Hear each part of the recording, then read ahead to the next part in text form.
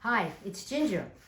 Well, another week has come upon us, and this one's a little particular. This one has a title all by itself. No matter what's going on in the world, we would call this week Holy Week. So I was thinking about it and thinking about it on so many different levels. I'm thinking about, of course, what we would do typically, of course, traditions and faith traditions. And my mother would be thrilled. She'd be cooking and making, if those of you who understand pizza again and pizza dolce, she'd be happy and up to her elbows in flour. And that brought a lot of joy for sure to all of us. And we have such a specialty, such a beautiful sacred time right now. We're all looking for help. We're looking for healing. We're looking to join together in prayer. So I'd like to focus on what is the real meaning? What's the whole story about this week of Passover and Holy Week? Well, if we look at Passover, what were the elements of that story? It was a people who were coming together because they trusted in the one God. They came together. They had different customs. They had a different language than the people of the times. And there was great oppression. There was great suffering. There was slavery. And yet, at a crucial time when there were orders for death, orders from those who were in power, called the Pharaoh, orders for death, what did God do? He said, go into your house and shut the door, that the angel of death will pass over you, and let the blood of the Lamb be over your door as a seal, as a sign. You belong to me. You belong to me. Nothing shall harm you. If we progress a couple of thousand years after that story, we have another celebration of light, even in the darkest of days. We have a radical Jewish person who says love one another, who says live in the world by the law of your heart. This was, oh my goodness, this was monumental in terms of breaking all the codes and all the political fabric of the time. There was decadence, there was slavery, there was greed, there was corruption. And in the darkest of hours, what was predicted even 2,000 years before, 4,000 years before, that there would be this individual, this Yeshua, who would be a different person, who would change the darkness into light and keep the promise of when you pray, go into your house and shut the door.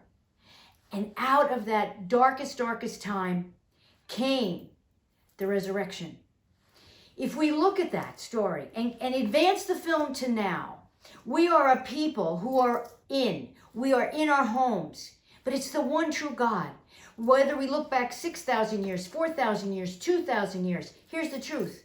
The God of all humanity, all kinds of backgrounds and faiths and creeds, it never, ever changed. He's saying the same thing. Almighty power of all. You belong to me. I created life. I created you in my image. Listen to me in your heart. Trust in me so that all the fear and death and pestilence can pass over you. I think there's a powerful message for ultimate healing in this week. If we would remember, we are one people under one God. And this is a call for all nations, all people, all backgrounds to do one thing.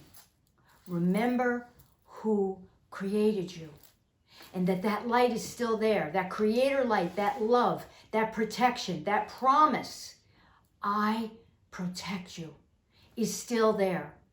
And let him take care of whatever else, a little by little, day after day, week after week. We will hear what needs to be done. Just like after the angel of death passed over the Hebrew nation, they were set free. After the resurrection, the word went out to all nations, a simple band of people. Love one another, forgive and love one another. I don't think God changed. I don't think the message changed. I think we're all the same. I think if we can let this week, this week be a time to really go within and let the blood of the Lamb seal us in protection, in healing, in joy, and a return to, yes, Lord. Yes, Lord. Forgive me if I have judged anyone, if I've judged myself, if I've judged someone else, even if I judged you. I ask, let the seal of who you are, Creator God, lover of all humanity, be sealed over me, inside and out, over my household, over my family, over all my loved ones, everywhere, over all nations. Let this be a great freedom, little at a time, a great renewal in God is still God. And a time to remember who that power is. What is the true message of that power on the power's terms, not on things that we have in a distorted manner reinvented. Let truth be truth and stand by itself. There's an expression that says truth needs no defense, and the truth is within. Let us individually, while we are within our homes, gather with our loved ones near and far in any way that we can, and truly pray the Passover prayer. That it's a sacred time that we remember we are one people. There is one law of love, and the law of love is released through forgiveness. Forgive one another for everything, for everything. So nothing can occupy your heart but just the goodness that really is you, who you were born to be. Then let that light shine like a high noon sun. Let that be the Easter. Let that be the release of all is purged and all is forgiven. And then in that there will be great wisdom, because when there's joy and when there's love, we all know there's a wisdom that just bursts forth. That's how we can create an ultimate turn of events, a shift for the glory of God, so that we can be one people, one love, one humanity, connected for goodness sake. So, I pray with you. I pray for you. I ask, let us together forgive everybody, everything. Just put it down. Just put it down. And choose to be the love person that makes you feel really good. When you feel good, the goodness shines out and everybody around you is blessed. That is our eternal gift. Eternal life is eternal love. And we have that right now. Let's shake it. Let's get it out.